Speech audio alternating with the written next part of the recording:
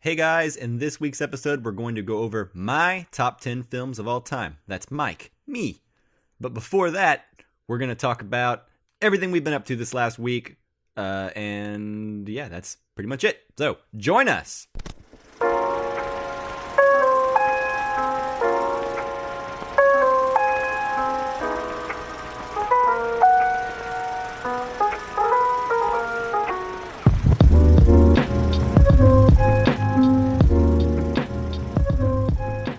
Welcome to the Casual Cinecast, powered by Cinelinx. My name is Chris, and with me as always, it's a very special day for him.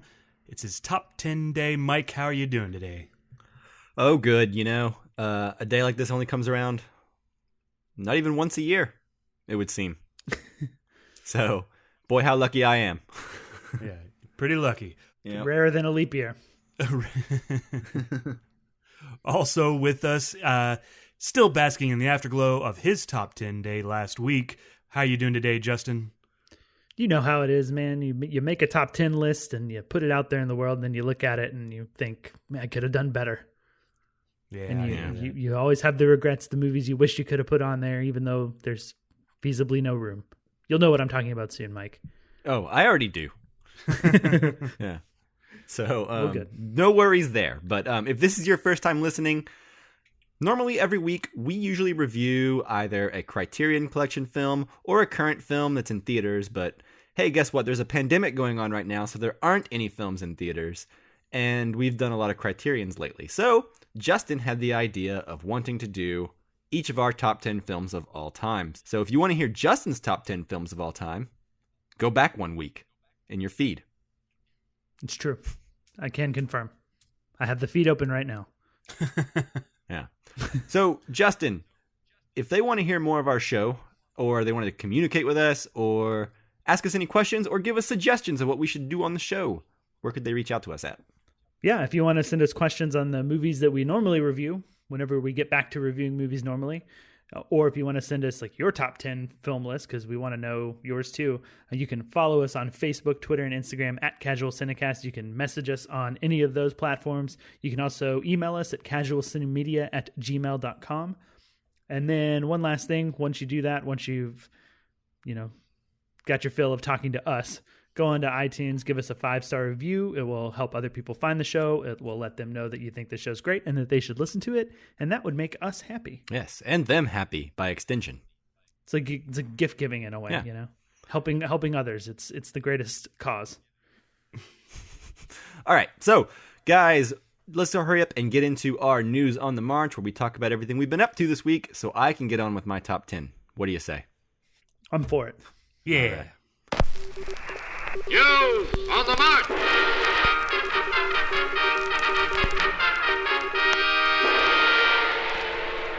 All right, Justin, so we've got a bunch of little random topics that we want to talk about.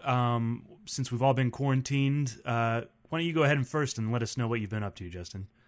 Sure, yeah. But like you said, we've been watching a lot of things. I've watched a lot of things that I don't think warrant like giant conversations about. And the first one being because we already talked about it twice on the show when Chris watched it for 1 week and Mike watched it a week or two later. And now I've watched it, and that's Disney Pixar's Onward, which I watched this weekend, and I found it really delightful, really moving. It choked me up. It hit me like emotionally in some very, very specific places that I related to, and I felt like they were talking to me, and it really got to me. So yeah, I'm a big fan of it. I can't recommend it enough. I think was it you that said that it was the best Pixar movie since Toy Story 3? Yeah, actually, I was the one on here who, I guess now famously, if you listen to this show, didn't want to review this. I wasn't looking forward to it. I didn't think it looked very appealing based on the trailers, but I ended up quite liking it. I still have my complaints with it. I think the character designs for the main two characters are incredibly uninspired, but the movie itself I found to be very heartfelt and sweet. I don't have an issue with the characters. I can understand where you're coming from, but I guess everything else was working well enough for me. I don't think it's like a perfect Pixar movie. I've currently got it sitting at 4 out of 5 stars on Letterboxd, which is pretty good. Yeah. That's a good half star But there are higher than definitely- I think I have it. But maybe I don't. Maybe I rated it 4 as well. I don't know. I like it. So, Yeah. Well, there's definitely Pixar movies that I would rate a little higher. well, that was going to be A my next couple of question them, to you you. know. Where does this rank in your overall, in the overall Pixar oeuvre? I mean, that's a big question. I think that I still like most of the Toy Stories, and I like Wall-E and Up, Did you watch Toy Story and 4? maybe the first Incredibles. I haven't seen 4 yet. No, I missed it last year. I think it was one of the episodes I missed during last year, and I just never had the chance to catch back up on it. See, I think where Chris and I differed is that I actually liked this movie better than Toy Story 4. Yeah, you got to break the I could break the tie. tie. Yeah, because Okay. I like Toy Story 4 better. But Cool. Well, I'll get to that. I'm watching a lot of other things right now, too, so I'll kind of segue us out of Onward and into those things. Onward, then. Yes. Is it the second time we made that joke? Didn't we make it a couple weeks I ago? don't know. It sounds like something Chris would have said. Yeah, it does. I'm rubbing off on you. But yeah, It's so working. one other thing I started watching with my fiance is the Hulu, I guess, TV series remake of High Fidelity. Oh, Have either of you guys watched any of that? It stars Zoe Kravitz. No, I saw the movie I- with John Cusack and Jack Black. Over the first few episodes, there's a lot of similarities, and I think it takes a while to, at least to my recollection, because it's been a while since I've seen the movie version with John Cusack, but it takes a while to get away from that and kind of find its own voice and find its own thing. Although it's hard when you have a character who's super into music and giving top 5 lists for that voice not to sound like John Cusack, you know, or at least like the writer's voice, you know what I mean? Sure, but I bet the top 5 list is probably way different than something a 90s John Cusack character would have chosen. It's a little more updated, yeah. Although they're still very much into like hip, cool music, you know? Sure. So like some of that kind of stays timeless, like David Bowie and that sort of thing, you know, he's still referenced throughout this. But I don't know, it's an interesting show. I'm curious to see how different it feels from the movie by the end. I'm 4 episodes in. It's a 10 episode season, but each episode is like 30 minutes. So that's basically 5 hours. Does the overall plot arc for the season seem to be just the movie arc stretched out, or does it seem like there's more going on? There's more going on, but it seems like the big arc with the main character might be the same as it is in the movie. But just you get a little bit more of the side character stories, a little bit additional characters in there. Well, does it So- feel like a different point of view? Because to me, that's the appeal of making a show like this, because it's starring Zoe Kravitz, right? Correct. Yeah, and that's different than John Cusack. So, like, to me, the appeal there, if I was going to watch this, would be like a different point of view. We're not just going to see John Cusack doing the same thing over and over again. It's going to feel different. And what you're describing doesn't necessarily, like, even though it's like a different gender and a different point of view and everything, like, it doesn't necessarily sound like she's her own character yet. I don't know. What do you think about that? Yeah, that's kind of the issue. I mean, they do some different things. She's a woman. One of her breakups, because if you remember in the movie, John Cusack has like top 5 breakups of all time, and she has them. And like some of her relationships are with other women, and one of them was like with a guy who ended up being gay and is like now her best friend. So like some of that's a little different. It's not just like a male character with like 5 ex-girlfriends or whatever, right? So they do a little bit of that, but I think that is my biggest issue is I'm waiting for something to feel different, because this, you know, like I said, this adds up to about 5 hours to cover what seems like it's going to be the same character arc as an hour and 45-minute movie that I've already seen, you know? So yeah. I share that concern too. I'm 4 episodes in. I'm hoping that by the end of it, it does differentiate itself a little bit.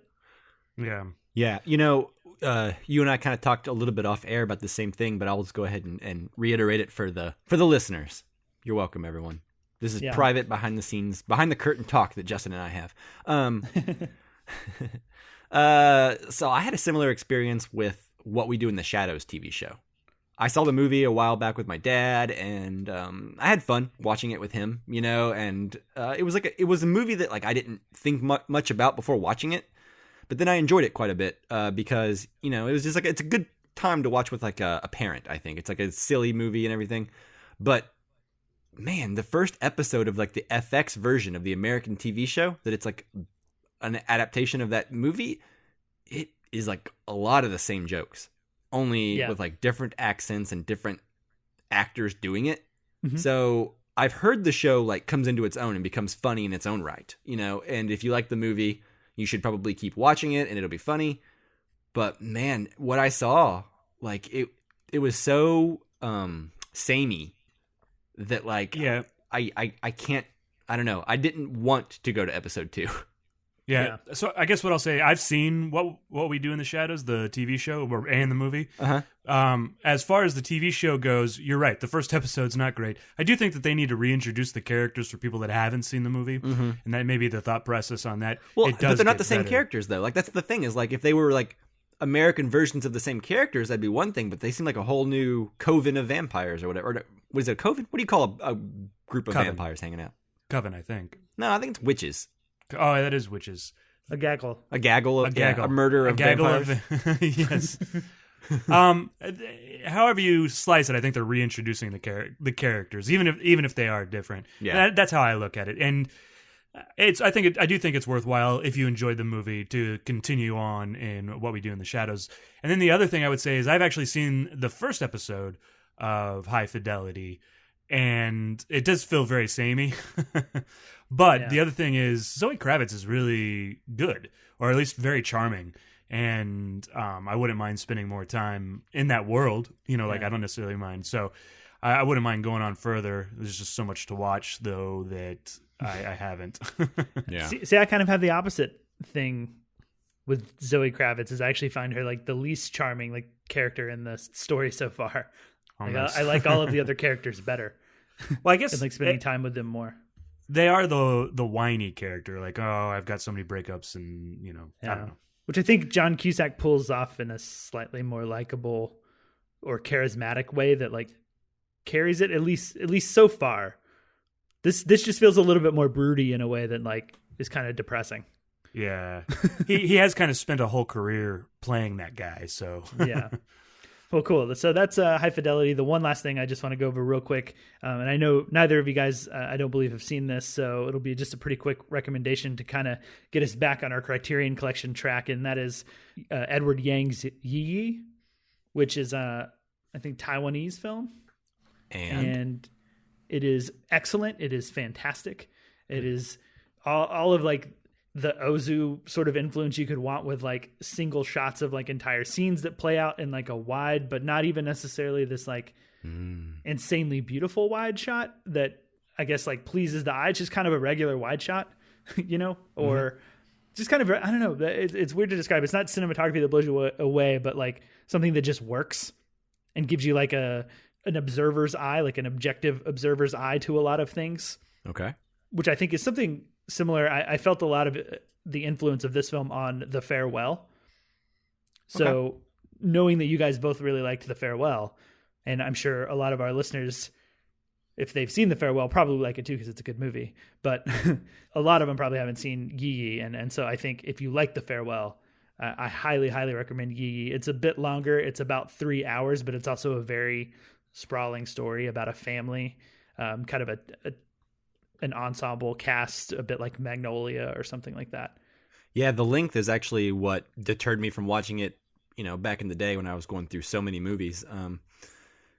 But yeah, no, I'm glad that you liked it. This has always been on my list that I need to go back to, but it's just so hard to like sit down and watch like a 3-hour movie that you've never seen before at home. Like it is. If I was going to a movie theater, it'd be no problem. Yeah. You know what I mean? For some reason, I just like, okay, Avengers Endgame was longer than 3 hours, I think. And I was just like, yep, that's fine. No big deal. But for some reason, when it's at home, I always think of 3 hours as like a really intimidating length. Mm-hmm. Yeah. Well, this was my second time to see the movie. So I think once you've seen a movie and you know it's good, that 3 hour time length doesn't bother you as much. And I watched it for the first time when I was like first in college and I was young and had all the time in the world left in life where I could be like 3 hours. Yeah, I'll watch a 3 hour movie. I don't care. Whatever. I'll never die. Exactly. Cool. Yeah. So that's Edward Yang's Yi Yi on Criterion Collection. I'm not sure if it's on Criterion Channel off the top of my head, but it most likely is. It's kind of a staple of theirs. So yeah, that's it for me. Moving on to Mike. Do you want to go next? Sure. Yeah, so I haven't really been watching a whole lot. Just a whole lot of TV shows that I'm right in the middle of right now. I finished the video game I played last week that I talked about, Days Gone. Congratulations. Thank you. It felt like an accomplishment because it's like a 50-hour story. I know. But you know what? I'm in quarantine, so I can do it. Yeah, you'll never die. That's like, was that 15 times as long as Yi Yi? Yeah, exactly. There you go. That 3-hour mark. That's what I'm saying. Like, I can sit down and play a video game and know I'm going to be playing it for like 5 hours, and I won't blink an eye, you know. But anyway, cool. Other than that, I will just say that Better Call Saul's episode last week, the one that Vince Gilligan directed, called Bagman, fantastic. Yeah, agreed. Fantastic television. What really, really wonderful stuff. I will say Outlander has recently been on their 2 probably best episodes in like 3 years. This most recent season. Ozark, season 3, I'm still not done with that, and I'm still not compelled to like binge it the way that show needs to be binged. Mm-hmm. Like, I'm not disinterested in it. I'm still going to watch it because Laura Linney's great. Jason Bateman's great. The cast is, really, really talented. It just feels so hollow, the show. It's got nothing going. Like, it's an entertaining show, but that's all it is. So, yeah, like, there's just not a whole lot going on with me other than just TV shows, work from home, and video games. Yeah. Well, I appreciate your brevity on Better Call Saul and Outlander because I'm watching through both of those. So I know you can't talk a lot about them. I feel bad, but I know that's the reason for the brevity, but that's okay. Let me ask you, how far are you in Outlander? I am like halfway through season 3, I think. I guess I don't know if I can say what's going on exactly because, yeah, I don't want to spoil it for anybody who hasn't seen it, but I guess I could say everything is back to normal. Okay. Normal for the show, though. Yeah. So you got a lot of season 3 left then, because does that happen pretty early? Yeah, because season 3 gets pretty far from normal pretty quick. Okay.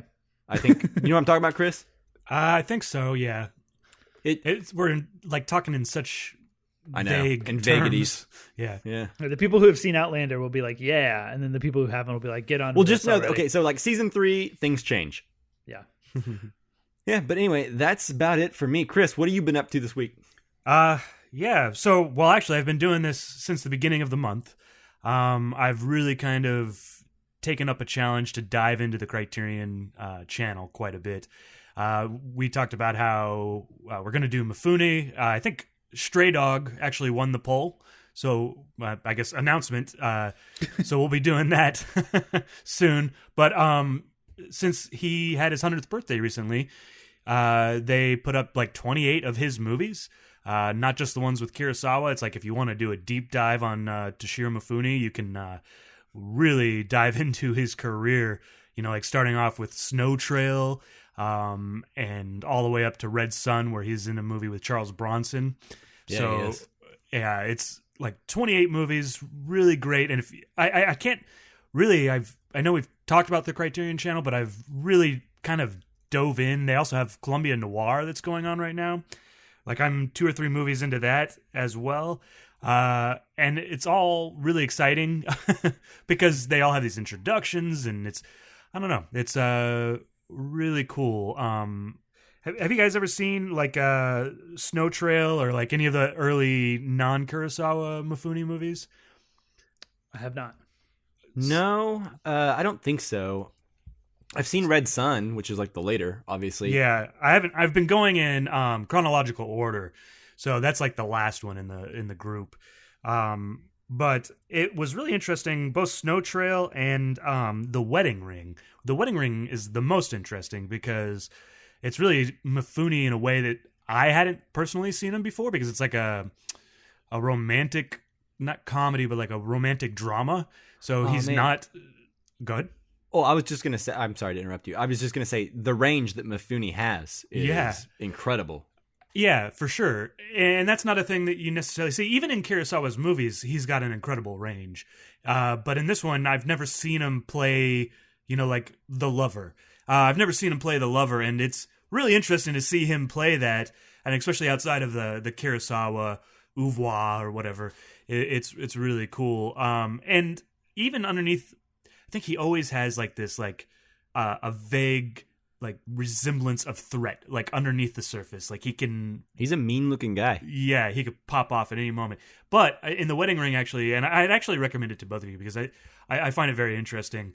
But it's almost all gone. Like he's playing a small town doctor, and yeah, it's good. And you get to see Mifune in a way that I hadn't before. So have you seen Redbeard? Yes, I really enjoy Redbeard. Yeah, Redbeard is great. For sure. That's coming up. I did watch Stray Dog, and then I think I'll skip like the ones I've seen a lot, like Seven Samurai and Rashomon. Do they have The Quiet Duel on there? The one where he like is a doctor and he gets syphilis by not wearing gloves or something like that? Do you remember that one, Justin? I do. I'm looking right now. I don't see that one on there. No. I think that's one of the earlier ones too, isn't it? Yeah, it's an early one. It's not even a Kurosawa one. It's just one that Justin and I found on DVD, I think, at some place. I remember hearing about The Quiet Duel. No, I think it's one of... It's Kurosawa. Is it Kurosawa? Is it? Oh, Yep. Well, I'm wrong.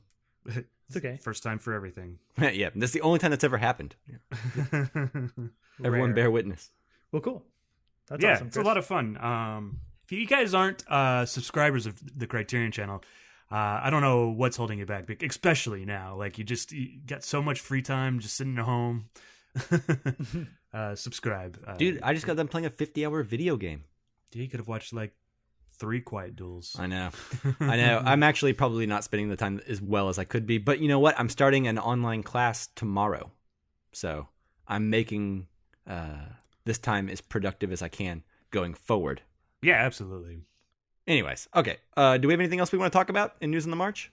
I've got something. Okay. And that's your top 10 list. So let's move on. So not News on the March at all, just moving on. No. Okay. Yeah. Fair enough. That works. Yeah. You trickster.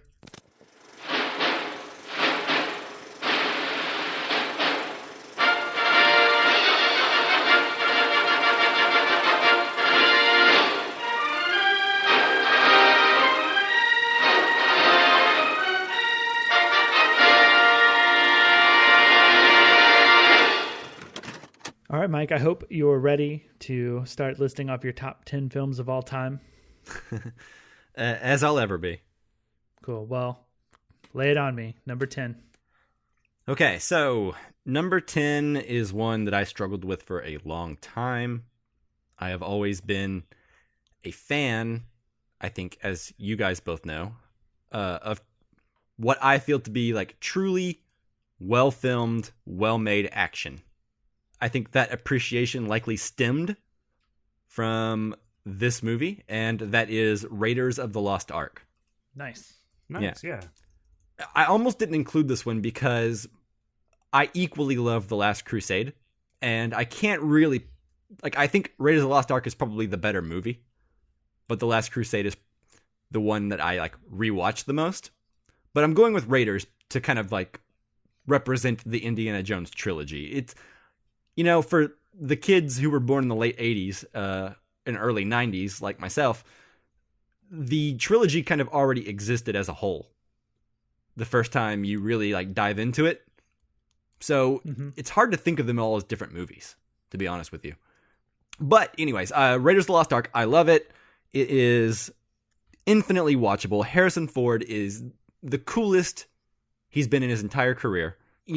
It's alive. This movie is just alive. The passion on screen, the action on screen is framed and filmed and edited and shot and everything to such a loving way that Steven Spielberg changed action movies forever after this.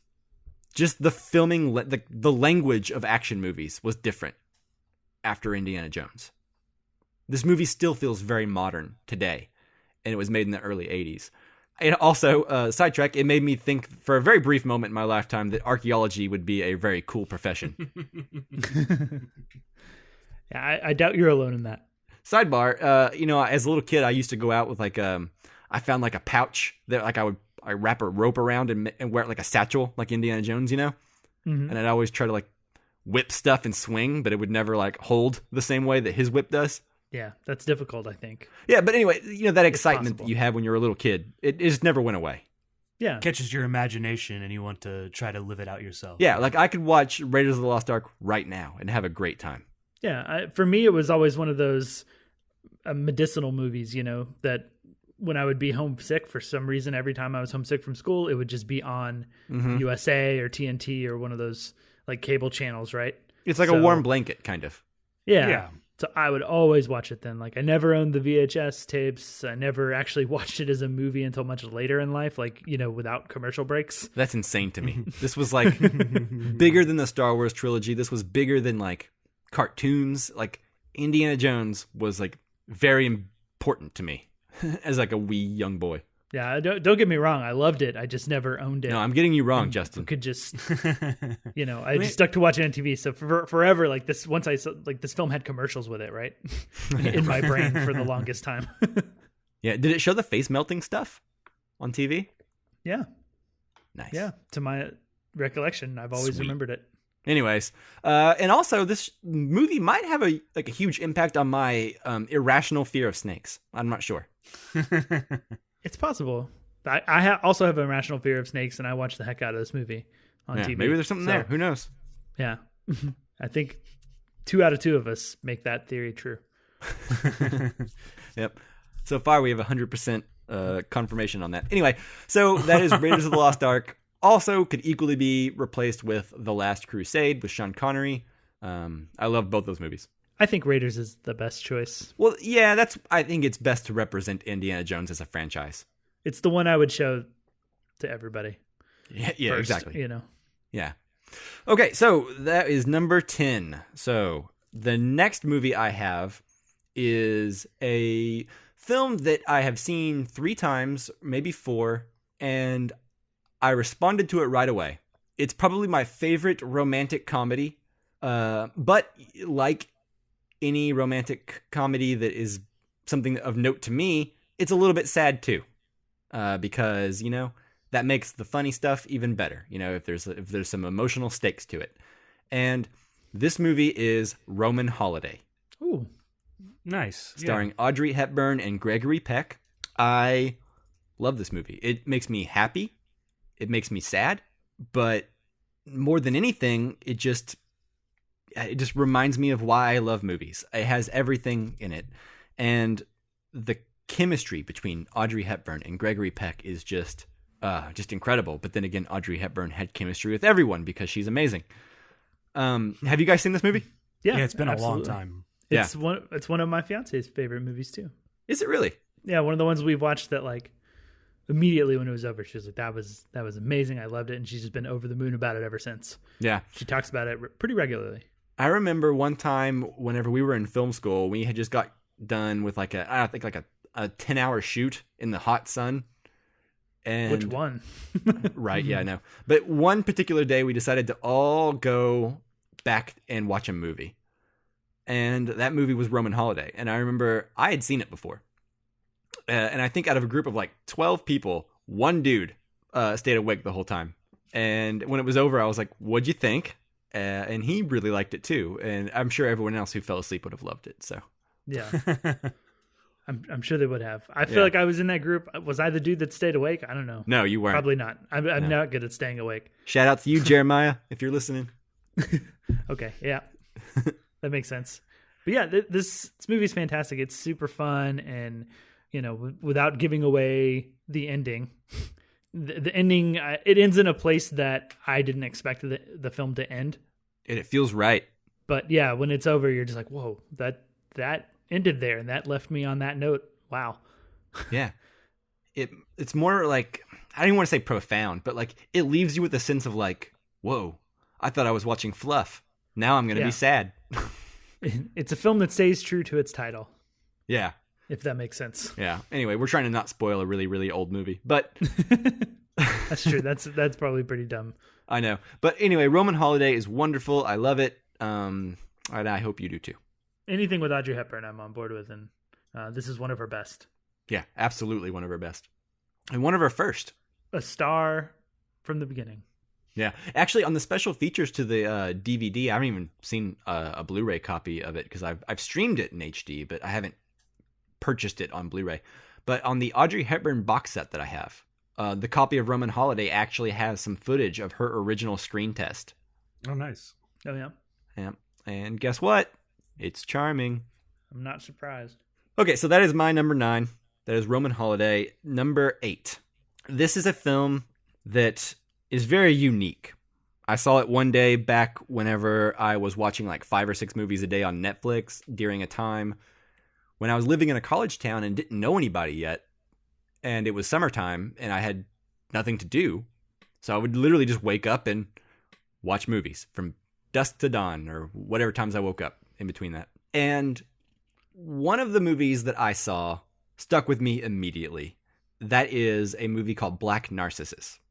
It's probably a movie that stuck out to me first because of how beautifully it's shot. Yeah, that's the thing I remembered about it for a long time until I rewatched it and like the story actually stuck in my head, you know? Yeah, so this was released in 1947, and it is still one of the best looking movies I've ever seen. The things that Powell and Pressburger did with cinematography during the Archers days is insane. Mm-hmm. They were so incredibly far ahead of their time, and they had such an eye for technical. I don't even know the word.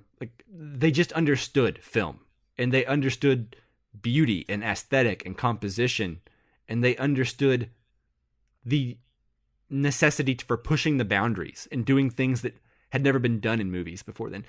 Black Narcissus has shots in it that feel so modern, but at the same time, you can see the techniques filmed. Like they use miniatures and matte paintings a lot. And there's some of the best miniatures and matte paintings I've ever seen.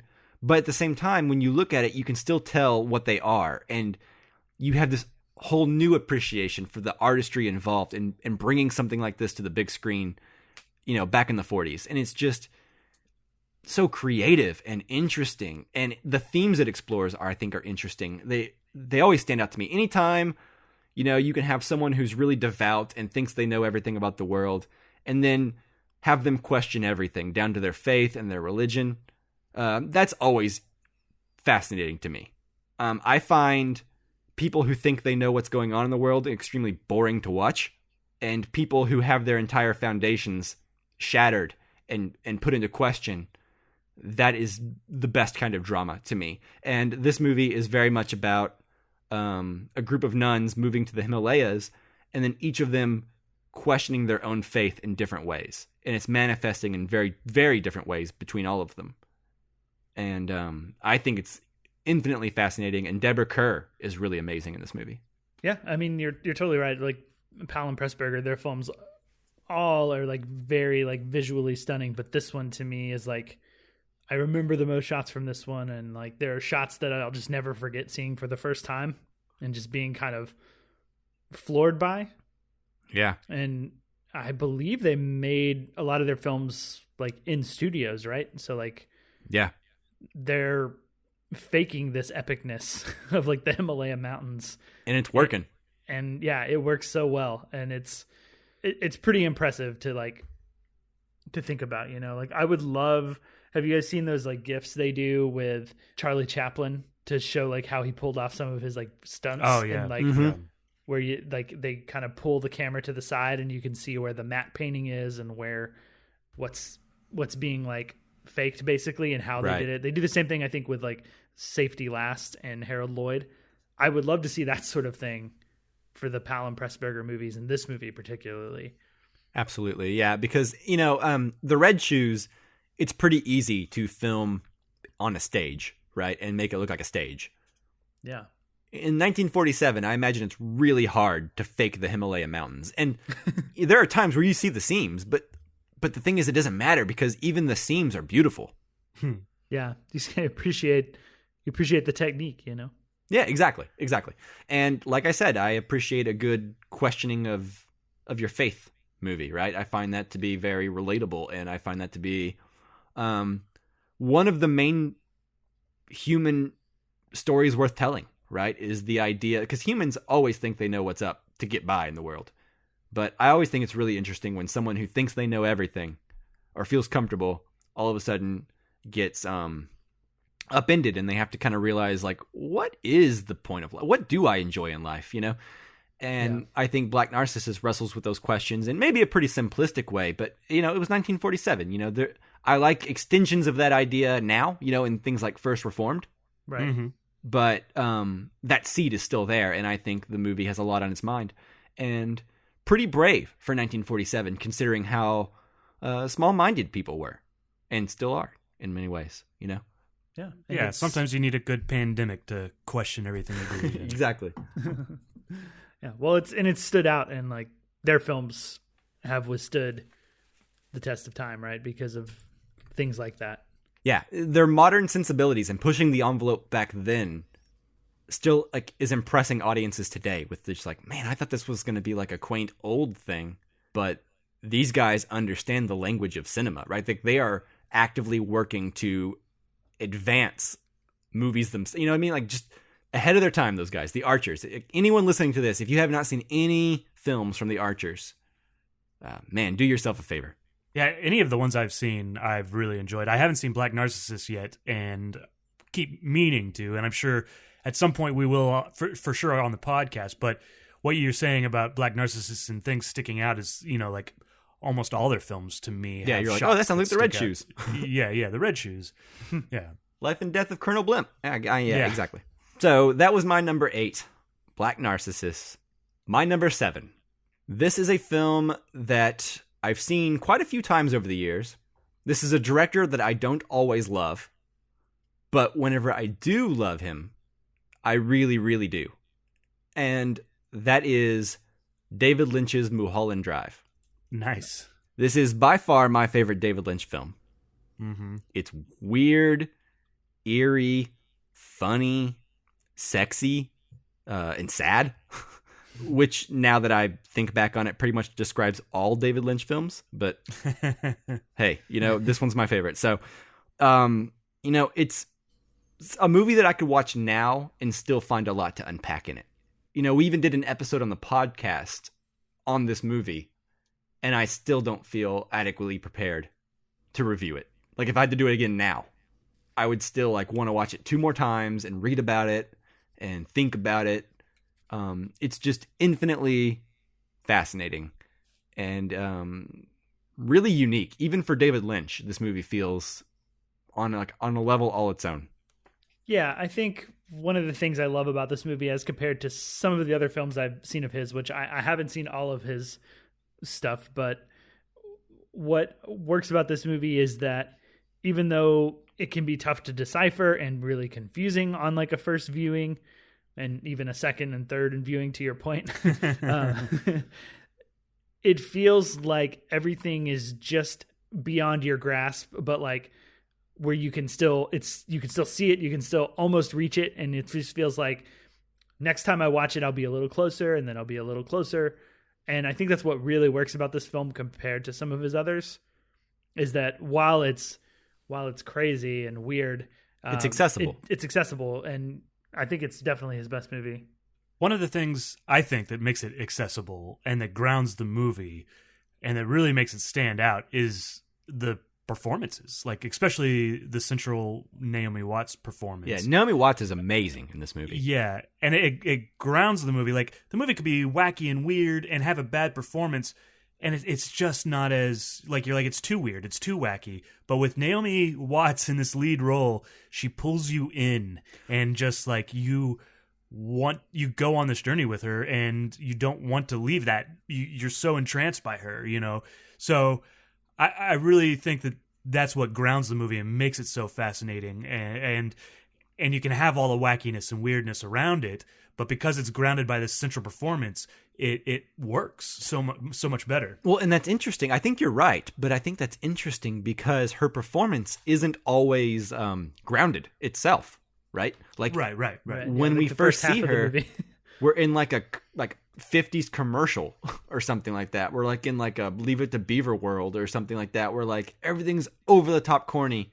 Even the dialogue is kind of bad. Yeah, exactly. Purposefully bad, though. Like, you never get the impression that you're not watching something that's purposeful. Yeah, and I guess I don't mean that her performance is grounded in reality per se. Right, but like, it's still it good. Grounds the movie. Yeah.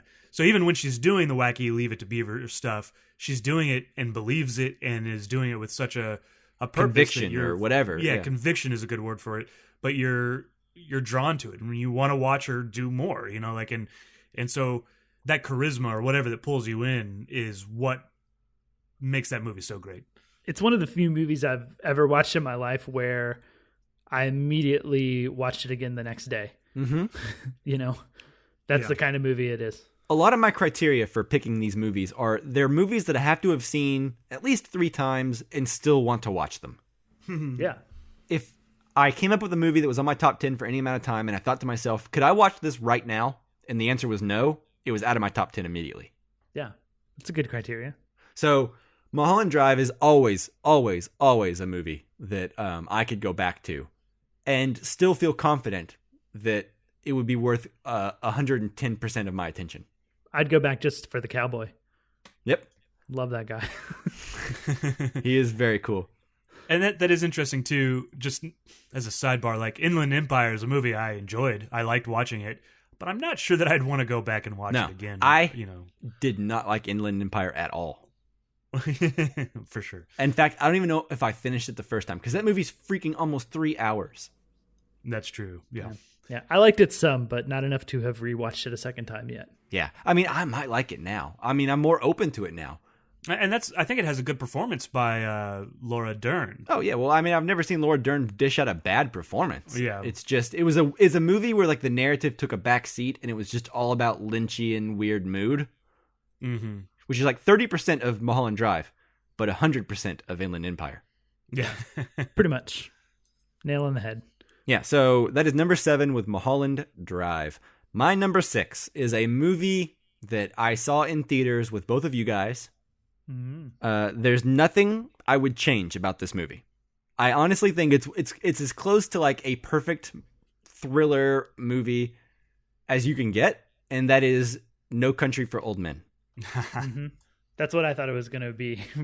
I watched it again maybe last year or the year before, and I mentioned earlier that I love really well filmed action. Well, No Country for Old Men is not only well filmed action. It's suspense, it's drama, it's everything. In fact, in my personal opinion, for my personal taste, I think No Country for Old Men might be one of the best filmed movies I've ever seen. Yeah, I think that's fair. It's awesome to look at. Like, it's not overly pretty, but it is like good looking, It's gritty, it's timeless, it feels like a Western, but it's set in probably the mid-2000s. I don't really know if the movie even specifies when it's set. No, it's in the 80s. Yeah, set in the 80s. Right? Yeah, the movie's set in the 80s. So, like, it has this really timeless look to it, and it feels, without any music. The whole movie is notoriously doesn't have any kind of music in it. It's just kind of bass noises and things like that. And you don't necessarily notice it at the time. At least I didn't. I went the whole movie and didn't even realize that I was watching something with, like, no music at all to tell me how to feel. And even then, I was still enthralled completely all the time. And there's, like, this impending sense of dread in No Country for Old Men that I find most movies cannot replicate.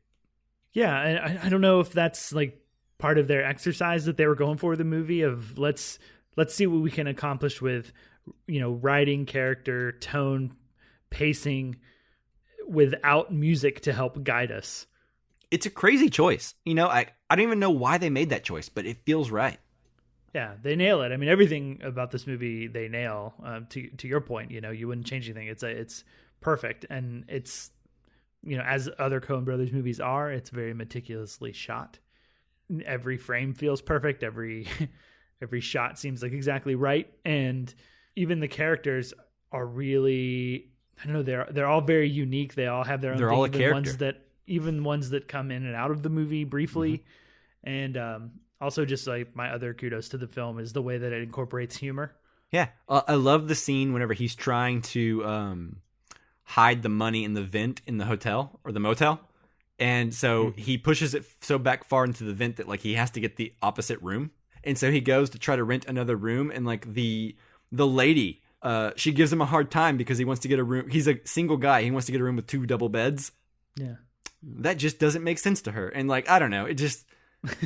every character just feels real. Or like the toll booth guy at the border who was like giving Llewellyn Moss a hard time, and then he realizes Llewellyn Moss is a veteran, and he's also a veteran, so like that's enough for him, But everyone feels fleshed out. Everyone feels real, And there are no small parts in that movie, and everything comes together to create just this really somber, haunting, funny, and suspenseful tale that I've never forgotten. I think the best compliment that I can give this film is the story about after we saw this film. Like, we all left the film, and instead of turning right to get to our car, we turned left. Oh, yeah. I was about to say, that was your fault. Mall, and it was my fault. But the thing I think that is the most amazing about that, because basically we left the mall. If we had to turn right, that's right where our car was. Yeah, we would have been at our car within 90 seconds. Yeah, but we turned left and ended up walking around the whole entire mall. And it wasn't that we were necessarily upset about it, because we just kept talking about the movie. Mm-hmm. And so no one was like real worried about where the car was, except for we just were talking about the movie. And I think that that's really the best compliment that we can give that movie, because it was a big mall. When we walked around the whole thing in order to find our car, was a big we mall. were just talking about the movie. It took us a long time. Yeah, at least a half hour. Yeah. Even the security guard came up right before we found our car and was like, why are you guys walking around the mall? We told him we're looking for the car. Like, sorry, we just saw something profound. Yeah. We're questioning things. I agree with you 100%. And I think one of the things you just said too was it's like a Western crossed with a noir. Like it's a hybrid. Mm-hmm. Anyways, it's really great. And you're 100% right about that. Maybe one of the best villains in film history in Anton Chigurh. Oh yeah, I think he's great. And one of the best haircuts. Yeah, that goes without saying, but I at least I thought it did. But now if we have to mention it, okay. Yeah, and let me just say, this movie will leave you with I've kind of mentioned this before in the podcast. I love a good movie, and I might be unique in this, but I love a movie that I can approach from like the book report aspect. Right? Where it's like, after I've seen the movie and enjoyed it, I like a movie that challenges me enough to where I have to go about it with like an analytical lens. Right. And as soon as this movie ended, the only thing I wanted to do, which I couldn't do at the time, was to rewind it and watch that last scene with Tommy Lee Jones multiple times. Mm-hmm. But anyway, so... Yeah, I'm with you. Yeah, that is No Country for Old Men. That is my number 6. I love that movie. Yeah, rightfully so. And before you go on to number 5, you want to give us a recap? Yeah, that's a good idea. Okay, so number 10, Raiders of the Lost Ark. Number 9, Roman Holiday. Number 8, Black Narcissus. Number 7, Mulholland Drive. Number 6, No Country for Old Men. So we are at number 5 right now, and this is a film that I will try to keep as brief as possible, because that son of a bitch Justin took it from me last week. In his episode. I'm good at that. Yeah, you are. Like a thief in the night. And that movie is Children of Men. This is a film I was invited to go see in theaters at the Angelica in Dallas. And I did, not knowing a whole lot about it, and left the movie completely floored. It has pretty much everything I look for in movies. It's thrilling. It's got action. It's got character drama. It's got a story that wraps me up, and it's everything I could ask for in a movie wrapped up in one, and everything is good. Like, not any aspect of it is bad. Like, the action is like cerebral and suspenseful and scary, and the story is compelling and harrowing, and the characters I was on the edge of my seat for. Everything about this movie adds up to something really great, and it's all from the direction of Alfonso Cuarón. I think probably a lot of people who probably know what this movie is, but it's, a movie that came out in 2006, and it's about the near future, which is, we've now passed, but so I guess it's now it's an alternate world, but where no babies are born.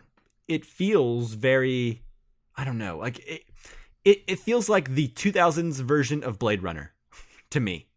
Like this cult sci-fi movie that landed just the right way and still holds up, but for some reason doesn't click with like the wide audience out there. But I don't know. You guys have seen this movie, I'm sure, right? Yeah, I stole it from you last week. Yeah, obviously. And you stole it from me this week. Well, basically, that's just my way of asking, do you guys want to say about anything about this movie real quick before we move on? Well, I said mostly of what I had to say about it last week. I guess the only thing I would add is to your point of it never quite caught on. And, when this movie came out on like home video, I think I had it on DVD because I didn't have a Blu-ray player at the time. And I'm not sure Blu-ray was quite out and prominent at that point. But anyways, I had this movie and I showed it to like everybody I hung out with that wasn't like someone who'd already watched the movie with for probably like 6 months. Everybody I showed this movie to, and none of them like really responded to it. So I don't quite know what it is. Maybe it's just a little bit too dark and too serious. I don't know. I had a similar experience. I showed it to my brother and my dad. And when it was over, the only thing they said was, I don't understand the title. Okay. Yeah, exactly. So you can imagine my disappointment whenever I didn't get to have a cool conversation about Children of Men after that. Yeah, but you're right. I mean, definitely like film people who are into film and into like a lot of cinema and stuff like that. Like even the ones that are into more modern cinema they know Children of Men. They love it. Yeah, and they seem to get it. It's just, there's something in the mainstream. I don't know. I mean, was Clive Owen a big enough star at the time? Well, I think it's just a little too thoughtful. Like there's stuff that like the average viewer is like, I'm supposed to be thinking right now. I don't know about this. Like there's immigrants in cages, like stuff that like maybe feels even more modern and more relevant today than it did then. It's very much about society collapsing. You have everyone who's not native to England in cages because they're trying to live in like the last good country that exists in the world. And you have this attitude that's very much, I see reflected in society today in a lot of places, in a lot of ways that I wasn't super aware of or privy to back when this movie first came out. So maybe a lot of people are picking up on that stuff. Maybe that stuff's a little too heady for them to like really want to give the movie a chance, or maybe it seems too political. I don't know. Yeah, I don't know either. But either way, I love Children of Men. I think it's great. Alfonso Cuarón's best movie. Although I quite like Roma, but Children of Men is just something that I don't think is going to be capable of being topped, in my opinion. And that's quite all right. I'm okay with that. You can still make some really good movies and not beat out Children of Men. Yeah, and that's fine. Okay, so number 4, speaking of movies that the director will never top. This is a film I almost did not want to include because it feels so common. But you know what? It would be dishonest for me to exclude this movie because it had such a profound impact on me growing up and the education I set myself upon to learn more about movies. All of this stemmed from this movie and this time period of my life, and that is Pulp Fiction, which is Quentin Tarantino's most famous film, his best film, a film he will never top, but that's okay because I don't think he needs to even try to top it. This is a film that I didn't want to include, like I said, because it feels so obvious, right? Like it feels like, yeah, anyone who's into movies in college is going to have this like poster on their wall or something, you know? But at the same time, there's a reason it became such a hit, right? Like Samuel L. Jackson has never been better than he is here.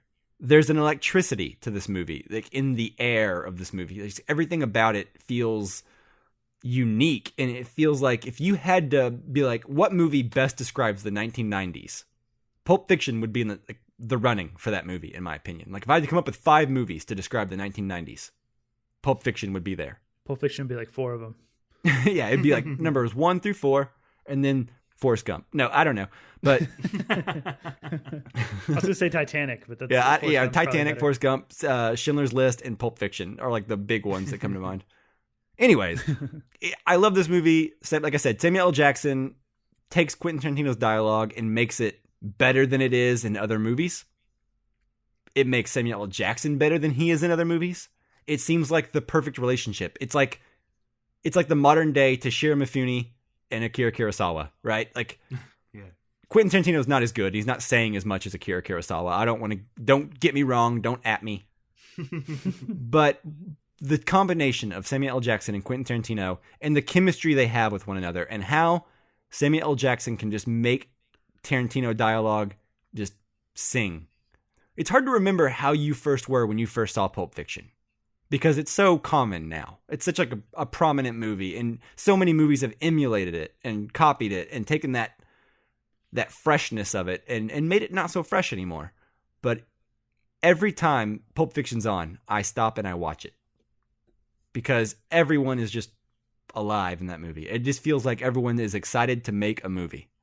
Yeah, it's one of his movies where I think not only is Samuel L. Jackson like, elevated and really nailing his dialogue, it feels like every character in the movie is like that. Yeah. And that doesn't happen as often with his later films. Like it's a little rarer, but this may be one of the few examples where it's just like everything feels right. Nothing, even though he has this, Tarantino style dialogue that's a little over the top, a little bit unrealistic. Everybody's nailing it in this, and they don't always do that in some of his other films. Yeah, I agree with that. Like, even, I liked Hateful Eight more than you did, but like I would say that movie is probably 85% well cast. And then the 15% that's not well cast doesn't always sell it. And it keeps me from loving it or engaging with it the same way I can engage with like Pulp Fiction or Jackie Brown, And that's what makes, this film so good to me, is just that it feels like everybody gets it. Everybody's really nailing it. And it's like firing on all cylinders. It is a movie that's going to be on a lot of best of lists, but like, that's cause it's really freaking good. That's because it's the best.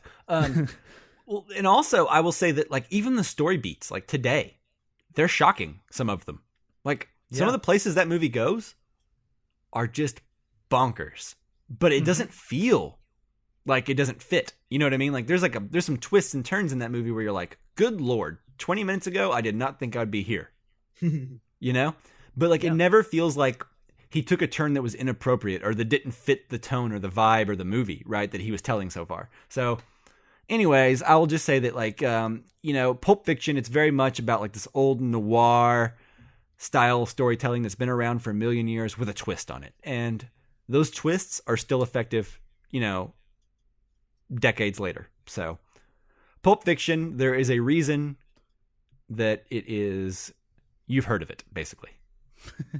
Yeah. So that's number 4, Pulp Fiction. Number 3. Ooh, I have to turn a page now. I hear you turning pages. Yep, I am. Okay, so this one will not be a shock to either of you guys, I'm sure. Because if you've spent 5 seconds with me, you know this is one of my favorite movies. Now I want to guess what it is. I know. Now I'm going to make you get... No, I'm just kidding. I'm not going to do that. I'm going to guess in my head. I'll let you know if I got it right. All right. So this movie has it all. Fun, funny, sad, dramatic, epic, funny. I already said funny. Funny again. Double funny. Yeah, it's double funny. It's sexy. It's got the maybe only legitimately good performance by Mark Wahlberg ever. Oh, yeah. Okay. I was way wrong, but I knew I was way wrong when you said it was fun, which I think was your first word. So. Now I want to hear what you thought it was in a minute. Yeah. Just in case it's actually one of the next two. Yeah. I won't hold that thought. Yeah. But anyway, so the movie, if you have not figured it out, is Boogie Nights. This cast is amazing. The soundtrack is great. Almost every character in this movie feels like someone I know and want to hang out with. I enjoy being around these people. One of my favorite movies that I didn't include on this list, just for lack of repetition, because I already had Children of Men, but one of my favorite movies is Rio Bravo. That's actually number 11 on my honorable mentions I'll get to here in a minute. But we mentioned on Justin's episode that Rio Bravo feels very much like a hangout movie. That's very much how I feel about Boogie Nights as well. Boogie Nights is a movie that like I put on and I'm like, oh, I get to go hang out with Dirk Diggler and, Chest Rockwell. And I love these characters. They make me laugh. I think John C. Reilly has never been more charming in any movie than he is in this movie. And I like John C. Reilly's other movies too. Like, that's not even a knock against that guy. I'm just saying that I think he is perfect in this movie. Mm-hmm. Yeah.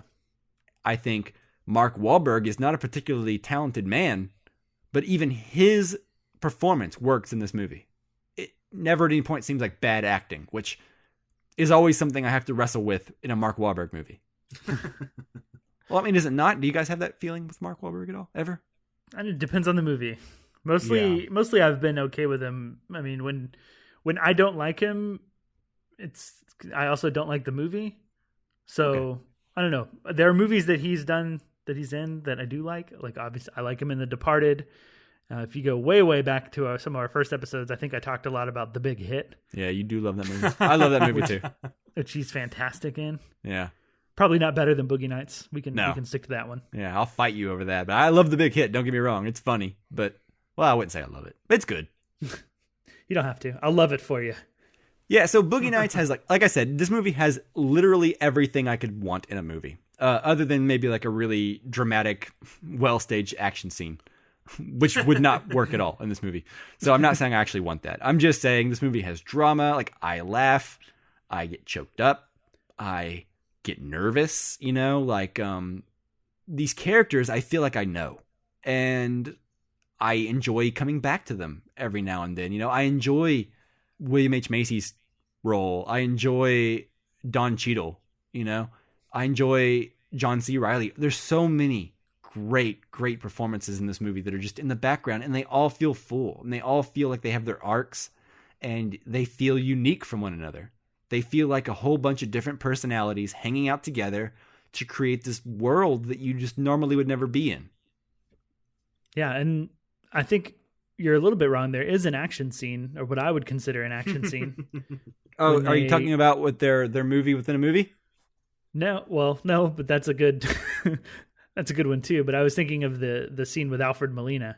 Oh, the fireworks scene. Yeah, and how that kind of scene plays out is action-y. Oh man, well, I wouldn't call it action-y, but I would call it one of the most suspenseful things ever. Like, well, there's a shootout, right? There is a shootout, but it doesn't feel action. Like in the 90s, there was a lot of these like really violent scenes where like that were punctuated with violence after lots of dialogue. Yeah. So it feels too brief to be action-y, but yeah, I'll give you that. It's a little bit more. It's more action than like Call Me by Your Name has or something, right? But like. It's more action than shooting pornography. Right, yeah, that's true. It's a different kind of action in this. Yeah, no, it's not what I would call exciting action. That's more like suspenseful, in my opinion. Yeah. But it's beautiful. I'll give you that. Like the fireworks, the tension that builds, Alfred Molina's insane performance. It's wild. And there's also a close-up shot in that major scene of Mark Wahlberg's face that goes on for so freaking long, and he's not doing anything. He's just zoned out, and like, I don't know. I'm pretty sure that cut only exists for that amount of time to like match up with like the music where he needed to be for like the next shots, but it doesn't matter. It works. Everything about that movie works. And I think it's one of the best movies of the 1990s and one of my favorites. And that is Boogie Nights, number 3. Good choice. Thank you. Yeah. It is a good choice. If I do say so myself. Okay, so number 2. Number 2 is a film from a director that I first got into when I started diving into older movies. And he made a lot of Westerns and some other actually non-Westerns that were actually really controversial that never really caught on with a whole lot of people. So he was more of a cult director, I think, in retrospect. And that is Sam Peckinpah's The Wild Bunch. This is the movie that I thought it was going to be for the last one. Nice. Your instincts were correct. That was based purely on you just saying, if you know me at all, you know that I love this movie and it's one of my favorites. Mm-hmm. I didn't think it was Wild Bunch after you described the movie as fun and sexy. No, you don't think Wild Bunch is fun and sexy? Oh, you're crazy. I don't. No, you're nuts. Okay. You're probably right. As sexy as Warren Oates was, I don't think he's enough to carry the movie into sexy territory. But Ernest Borgnine's pretty sexy. That's true. So you need to take it back now. But no, for real, Wild Bunch is, I think, legitimately one of the best movies ever made. I can't think of anything about this movie that doesn't hold up now, except for maybe the cinematography seems pretty 1960s. But that said, it's actually really great cinematography. I mentioned, I don't remember what episode it was on or what movie we were talking about, but I mentioned that I could feel, like, when I watch The Wild Bunch, I feel like I'm in the desert. Mm-hmm. Like, I get sweaty, it's gross, it feels grimy and nasty. Dirty. Like you got sand. Yeah, like people's teeth are gross. They're shiny and glistening from sweat. So if you haven't showered that day, you just feel nasty watching it. But that's a good thing. It puts you in that world.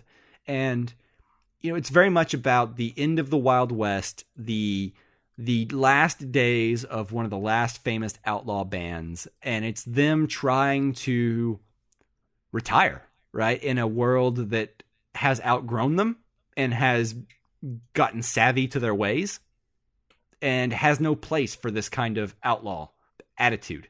And so, William Holden and his group of men very much try to do, like the one last heist, but then it's very much also simultaneously about realizing what matters and what is your life going to stand for? And does anything matter? If you've been rebelling against the world this whole time, what are you not rebelling against? What do you stand for? And that's all on display in Wild Bunch. It's about the changing of the times. It's about the modernizing of America. It's very much about the corruption and ugliness that's very prevalent today in America that we never overcame. And I think it's a very true, honest movie. And at the time it came out, it was actually not that well received because it was extremely violent. It came out in 67 or 68? 69? 69, yeah. Okay, so it was filmed, I think, in 68. And yeah, it was pretty much despised, I think. I think Roger Ebert described it as brilliant at the time, but a lot of people just didn't get it. And luckily, through, the test of time, people have come around to it, and it's considered a classic. But even then, a lot of young people haven't seen it. Wasn't the original release of it a studio butchered, theatrical cut? Yeah. And actually, in the documentary, I think it's the Z Channel documentary, I believe, where they talk about how there's this channel in California called the Z Channel that used to play a lot of director's cuts and artistic movies and foreign movies and stuff like that in LA, in California during the 70s. There was apparently one that they wanted to air on the Z Channel at the time, but they didn't have a copy of it. The only copy that existed was buried under the floorboard in some cabin out in the desert somewhere or something like that. So they had to go get it so they could put it on the Z Channel. And that's actually the version that is on Blu-ray and DVD and home release today that you watch. So if you want to learn the full story about that, not the paraphrased crappy version, watch the Z Channel documentary because it's a really awesome documentary. An interesting thing. So I saw this in the last year at the Alamo, and the guy that introduced it wrote for a Cowboys and Indians magazine or something like that. And he had done an article about 3 separate movies and how Wild Bunch obviously ushered in kind of the end of the Western. But he was talking about how he went and saw this when it first came out in theaters one week, and then it was actually longer the next week. They had added in from week to week more footage. Maybe apparently. Once the studio realized that it was gonna be a hit. Yeah, it was an odd. It's especially for back then. It's weird, but it's an interesting story about how that works.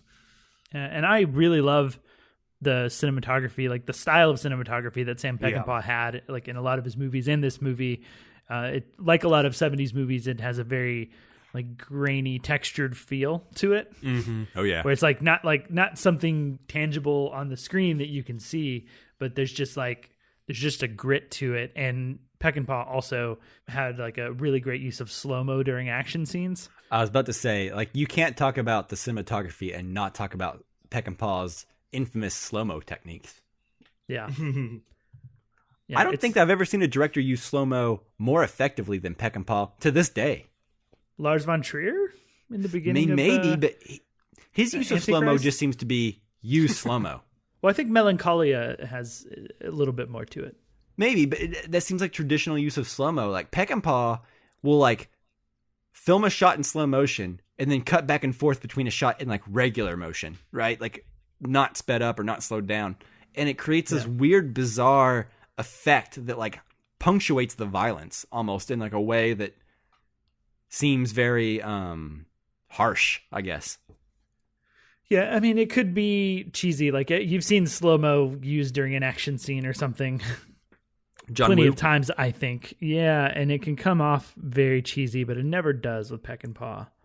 Yeah, I agree with you. I agree. So, yeah, that is my number 2, The Wild Bunch. I love that movie. I saw it probably for like the 10th time a couple months ago. Showed my girlfriend the first time, and it just basically cemented my love for it. Nice. All right, guys, number 1. This is a film, and actually, real quick, do you guys have any idea where it might be going? Yeah, I think I'm pretty sure of the movie that you're going to pick. Okay. Most of what I figured would be on this list, like we've hit all of the ones that I was like, that's definitely going to be on there. Yeah, I think, and yeah. I'm going to feel like Step an Brothers. idiot. Yeah, that was where I was going. Yeah, Step Brothers. Step Brothers, right? Yeah. I'm going to feel like an idiot when you name it because I can't think of what it could possibly be right now. Okay. I got nothing.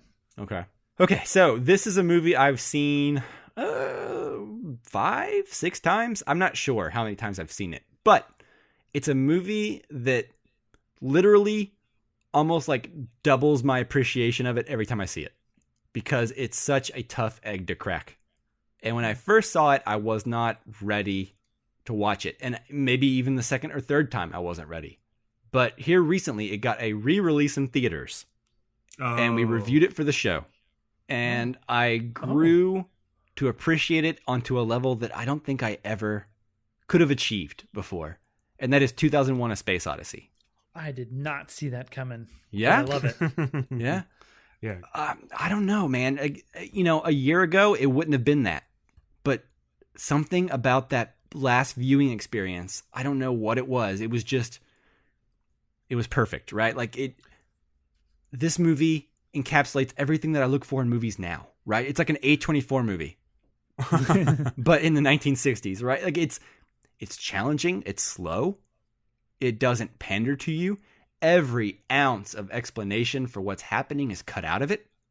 It's very much all about symbolism and trying to provoke thoughts. Someone was about to say something. I apologize. So yeah, sorry I interrupted you, but I was going to ask you, was that your first time to see it on the big screen? Yes. Before, I'd only seen it on DVD back when I bought a Stanley Kubrick box set because I was going through my Stanley Kubrick phase. Mm-hmm. And the first time I watched it, and it just kind of washed over me. I was like, yep, that was a movie that was weird. Yeah. Like didn't take much from it. Don't see the point in it. But then the older I got, the more thoughtful I got, the more I started to appreciate science fiction that the less they told me, the better, right? Like once I started to like really love movies like Under the Skin and things like that. And in retrospect, I realized I started liking these movies because Kubrick was affecting my tastes even before I realized it. Like I like Under the Skin because it reminds me of 2001: A Space Odyssey to a certain degree, right? But if you would have told me when I sat down to watch Under the Skin, I wouldn't have told you that being like 2001: A Space Odyssey was something that I valued. So It's like this weird thing where Stanley Kubrick, it's almost like he knows what's better for me than I do at the time as I'm growing up. You know what I mean? Yeah. Where it's like, I watched it and I was like, I could have told you like, oh, he's okay. He's this guy that everyone loves a whole bunch. But then the smarter I get with movies, the more movies I watch, the older I get, the more I go back to every one of his movies and I'm like, man, this movie has everything I look for. Like I could write an essay about it. I could dissect it, but also I could just sit down and simply enjoy it and let it wash through me, and it would still be an entertaining movie. Yeah. That's the best way I've ever heard Kubrick described. What's that? He knows what's good for me before I do. Yeah, exactly. Like, I would have told you, like, 19-year-old me with, like, his, like, movie nerd self would have been like, yeah, it's okay, but it's a little overrated, but, like, now when I watch it, I'm just like, nope, that was the right choice. Yep. Yeah. We don't need any dialogue there to explain what this is. Nope. We don't need any of that. It's better if we don't have that. But 19-year-old me would not have thought that. But for some reason, I watched it, and the seed that was planted stayed with me for years and just wore me down. And every time I watch it after that, I'm like, you know what? Maybe I was just wrong, and this is actually brilliant. And then that's kind of where I've just landed. Yeah. I mean, that makes complete sense. And for me, seeing it in the theaters is really what made me, I feel, maybe some of it has to do with age, but seeing it in the theater on the big screen with that, the new print and everything that Christopher Nolan had done for it, really changed my perspective on it in a way that I don't think I could have ever gotten at home. And, Yeah. Also, speaking of Christopher Nolan, even though I don't like the movie necessarily, I think Interstellar made me like this movie more. Yeah. Because Christopher Nolan is so shamelessly trying to emulate 2001: A Space Odyssey without any of the artistic vision or conviction or skill that Kubrick was displaying in 2001: A Space Odyssey. And he's trying so hard to recapture that magic that the entire time I was watching Interstellar, it fell flat for me, the entire movie. Only because I was thinking, man, he is really trying to emulate 2001: A Space Odyssey, to the point to where I predicted the end of the movie 20 minutes into the movie. Right. Like the bookshelf thing. I don't want to spoil Interstellar, but sure. The bookshelf thing. Like anyone who didn't see that coming 2 hours before it happened needs to watch 2001: A Space Odyssey. It's funny. I mean, do you disagree? Am I wrong? No. I mean, I didn't connect that with 2001: A Space Odyssey. I figured it out immediately too because I thought it was just insanely obvious. Well, no, there was it always struck me as a story who was going to be a guy who ventures out into space and then stumbles upon something unfathomable. That was always the story of Interstellar, and that's the story I knew I was watching pretty quick into the movie. Yeah, I mean, I guess I never watched. I avoided like trailers for that film pretty religiously, so I didn't know much about it. So I figured that out early on, just based on what was going on. Oh yeah, by the way, spoilers for Interstellar, everyone. Well, yeah, but there is an obvious point in this movie where you can't help but think of 2001: A Space Odyssey if you've seen it, because that sequence is very similar and everything that happens is pretty similar. And if you are familiar with 2001, I guess unless you hated it, what happens in Interstellar is pretty disappointing. Extremely next to it. Disappointing. Yeah, so that's what's funny to me, I guess, is like that makes you appreciate 2001 more. It makes you like it more. Well, it does, because I'm like, oh, this is the feeling that Christopher Nolan was trying to accomplish. Yeah, but this is how 2001 could have gone wrong. Yeah, exactly. Yeah. This is what happens when 2001 doesn't have all the plot cut out of it and like the conversations and the meat of it, right? Like this is what happens when 2001 isn't vague. Beat you over the head with its point. Yeah, exactly. So, yeah, go back and listen to our episode, I think, because if you want to hear like a lot more of this, because I think we were all pretty floored by that cinema experience. Yeah, if you want to see me realizing that I'm falling in love with 2001: A Space Odyssey to a degree that I didn't realize was possible, listen to that episode. Yeah, totally. I just want to I'm scared that option of going to the theater to see to see 2001 in the theaters is possibly going away. That's one of the things I worry about. I know there's plenty of other things to worry about, but yeah, it'll be here. Thanks, Justin. You're welcome. I hope that helped. It did. Okay, cool. So I guess we should recap the top 10. Please. Okay, so number 10, Raiders of the Lost Ark. Number 9, Roman Holiday. Number 8, Black Narcissus, which, sidebar, is one of the coolest names for a movie ever. 7. Go on. I like your number 6. It's a great movie name. It is a great movie name. Number 7, Mulholland Drive. Number 6, No Country for Old Men. Number 5, Children of Men. Number 4, Pulp Fiction. Number 3, Boogie Nights. Number 2, The Wild Bunch. And number 1, 2001: A Space Odyssey. I have to say I'm a little upset because you picked my exact same 10 that I was going to pick for next week, so I have to redo my whole list. Oh, shit. You should just include The Last Crusade, bro. That's what I couldn't do this time. We'll just put Mike and Chris's top 10 and relabel this episode, and we'll do something else next week. Yeah. Okay, cool. Well, so do you have any honorable mentions, things that almost made it? Anything you feel like throwing out there? Oh, do I? Okay, yes. So, there's a couple movies that might have been on my top 10. Legitimately, seriously, no shit, should have been on my top 10. But I didn't want to have too samey of a list because really, our top 10 lists are about 40% the same. Yeah. Which probably stems from the fact that we were roommates for a very long time and we were both getting into movies.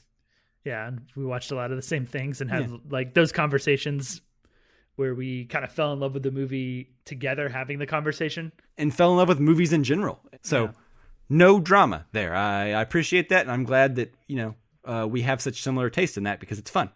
But yeah, number 11 through 20, just real fast. Rio Bravo.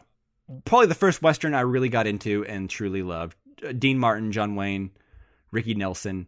I love it. Amazing. I found it in my mom's VHS collection one time when I was in high school and just decided to dive in one day because I was like, it's time for me to start watching old movies. So that's what happened there.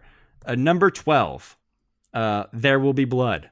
Paul Thomas Anderson's second movie that would have been possibly in my top 10. But you know what? I love Boogie Nights a little bit more, so I didn't feel too bad about that. But There Will Be Blood, one of the best movies I've ever seen. I've seen it in theaters multiple times, and the sense of humor in that movie really jumps out at me, just like Justin said last week. Third, the second Stanley Kubrick movie, which is a movie that I used to think I hated. But again, Stanley Kubrick knows what's good for me. So so I came around to it, and that is Eyes Wide Shut. I think a lot of people thought they hated that movie. I think they think they hated that too. I don't know if that makes sense, but I think they thought that too. There we go. Nailed it. Yeah, but they're wrong. That's the thing, is that they're wrong. Have you seen this movie recently? It's so good. Yeah, it is. It's really good. This movie feels like Stanley Kubrick was trying to like blow the lid off of the Epstein type lifestyle before people were even thinking about it. You know what I mean? Like, Kubrick traveled in Hollywood. He knew these circles. He knew like the weird, perverted, gross stuff that rich people do and that celebrities do. And this movie, to me, like, it's a little fantastical, and it's an adaptation of a really old story that was written a very long time ago. But even still, the way he portrays the elite lifestyle and like these like almost like a spoof or like a fever dream version of like the Rothschild parties from like the old school days. Like if you're ever curious, Google the Rothschild parties. You'll see a lot of celebrities dressed in like really bizarre stuff, a little less sexual than what you see in Eyes Wide Shut, but it's very much a culture that exists and isn't seen or known about by the common man, and it's very perverted and gross, and the people really running the world are the rich elite with their gross perversions that we don't ever hear about or see about because they don't want us to, That all is very striking to me about Eyes Wide Shut. Real quick, I'll start going through these faster. Memories of Murder by Bong Joon-ho. I love that movie. I almost wanted to include Parasite as like the number one Bong Joon-ho movie, but I think Memories of Murder still tops it for me. Let's see. Taxi Driver, Martin Scorsese. I have seen this movie so many times. I've seen it in theaters. I love it. It was a very influential movie on me whenever I was in my early 20s. But like Pulp Fiction, I almost just didn't want to include it because it's so common, Yeah. Then here's a movie that was briefly my number 10 movie, Big Trouble in Little China. Nice. Super fun. Jack Burton. Yeah, Jack Burton, Kurt Russell's best performance, and is one of his best characters. And let me say, that is no small feat, because Kurt Russell has some of the best characters of any actor working today. Yeah. Like, iconic characters that, like, you think of the character before you think of the movie, a lot of times with Kurt Russell. So, anyway, I really, really, really love Big Trouble in Little China. It's corny, it's goofy, it's unlike anything else. And it combines multiple genres. And Kurt Russell is charming as ever. Also a great name for a movie. Big Trouble in Little China? Yeah. Yeah. Yeah, it's up there. It's a great name. Another movie that Justin included in his top 10, Eternal Sunshine of the Spotless Mind, number 17. Mm-hmm. I'll just end it there because we talked a lot about that movie last week. The number 18, The Good, the Bad, and the Ugly, which is just such a cool movie. I love it. It's very stylistic, very early stylistic, like 1960s stylistic. Like the most stylistic movies of the 60s, I think, are Sergio Leone's movies. So cool, so unique. Clint Eastwood is young and strapping and cool, and there's just nothing bad about The Good, Bad, and the Ugly, other than some occasional bad dubbing. But if you like The Good, Bad, the Ugly, that's just kind of charming. Also, the bad is bad. That's In true, the good. technically speaking. And then real quick, I wanted to include at least one Star Wars movie, so I included A New Hope. If you ask me which one I would rather watch, it might be Empire. I don't know. But number 19, Star Wars. Number 20, another Martin Scorsese movie, Goodfellas. So, bing, bang, boom. That's my top 20. I love it. I should have ranked mine. I didn't rank mine last week. Dang it. Yeah, well, you know, I mean, the last 10 aren't super ranked. They're just kind of like the last 10 that I didn't bother ranking after I went through all the trouble of ranking the top 10. I understand. It's hard enough to rank a top 10. You don't want to go put yourself It is through 11 to extremely 20 hard, after that. and I feel bad about it already now that it's like in the can and we're about to, you know, call quits on this episode. I feel like maybe I should do it differently, but whatever. We can start over if you want. Yeah, let's do that if you don't mind. Let's go ahead and take it. News in the March. Here we go. All the way. I love it. Well, cool. I love your list. Thank you. Yeah. Good list, I man. like every movie on that list a whole lot. Yeah, you know, like I said, my criteria was mainly just what movies have I seen at least 3 times and could watch now. Yeah, I think I had the at least 3 times rule as well. I don't think there are a couple of movies I think that I may not be in the mood for, like at any time of the day, anytime, you know. Right. Yeah. But I think the at least 3 times rule is pretty good. Yeah, it has to be exceptional 3 times you see it, I think, for it to be like your favorite. I like it. Chris, you have that rule now. Yeah. So we've set the rule down, Chris. So now before you make your top 10, you have to abide by the arbitrary rules that Justin and I just came up with in this conversation. Yeah, after you guys have already made your lists. Yep, exactly. Yeah. If you want. Well, cool. So anything else before we wrap this episode up? No, but listeners, if you have any opinions on my top 10 list or Justin's top 10 list from last week, or if you just want to send in your top 10 lists, I think that would be really fun. So please do. And don't be mean. Yeah.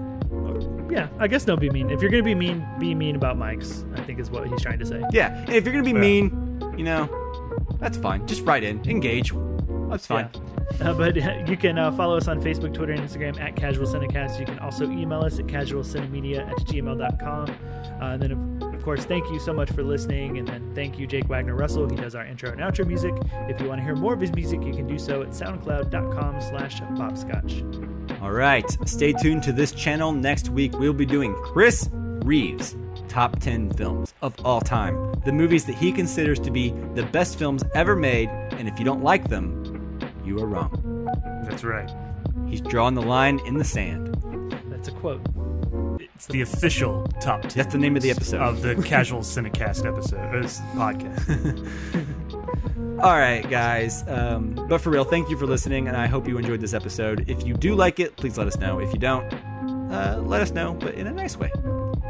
For sure, guys. Everybody, thanks for listening, and until we see you next week, stay safe. Bye-bye. Take it easy.